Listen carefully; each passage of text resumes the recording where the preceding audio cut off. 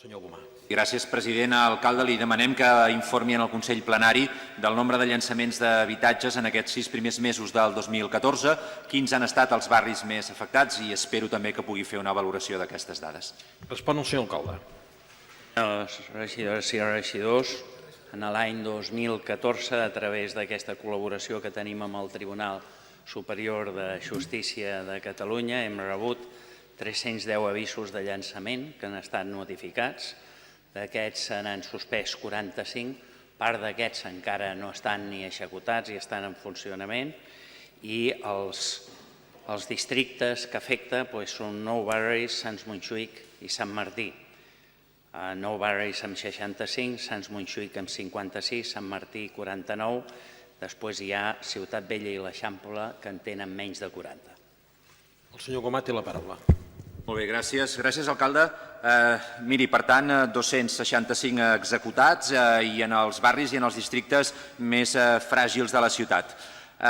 Aquesta situació, alcalde, és un veritable drama humà avui a la ciutat. Abans eren fonamentalment execucions hipotecàries, ara moltes vegades són desnonaments de lloguer de famílies que ja han estat víctimes d'execucions hipotecàries prèvies. Creiem que és el principal drama humà que viu avui la ciutat al costat de l'atur i el més intens per les persones que el pateixen. És una situació, alcalde, vostè convindrà amb mi, que vulnera els drets humans, que afecta la dignitat de les persones més vulnerables, que genera dolor i exclusió i que és una realitat quotidiana a molts barris de la ciutat. Ahir, sense anar més lluny, van ser novament els veïns i les veïnes de Ciutat Meridiana que van haver d'aturar l'enèsim desnonament al barri.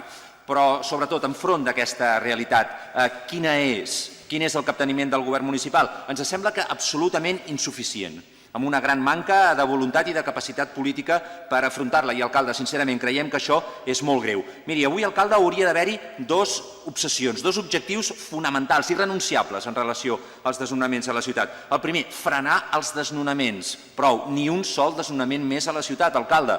I això vol dir dues coses pel govern de la ciutat. Plantar cara i superar la retallada de les prestacions socials d'ajut al pagament del lloguer, que han quedat reduïdes a una tercera part en els 3 últims anys. I, en segon lloc, a complir la proposició d'aquest plenari que li obliga a vostè, alcalde, a exigir la fi dels desnonaments als bancs amb els que opera l'Ajuntament. Bancs que avui, més d'un any transcorregut d'aquella proposició, segueixen desnonant.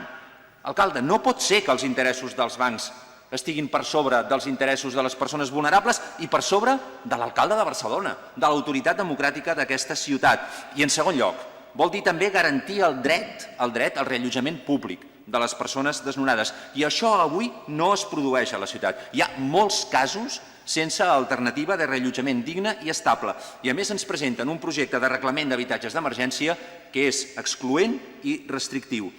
Alcalde, digui'm una sola cosa que avui justifiqui més esforç i prioritat institucional que posar fi al drama dels desnonaments. Sincerament, creiem que ni una.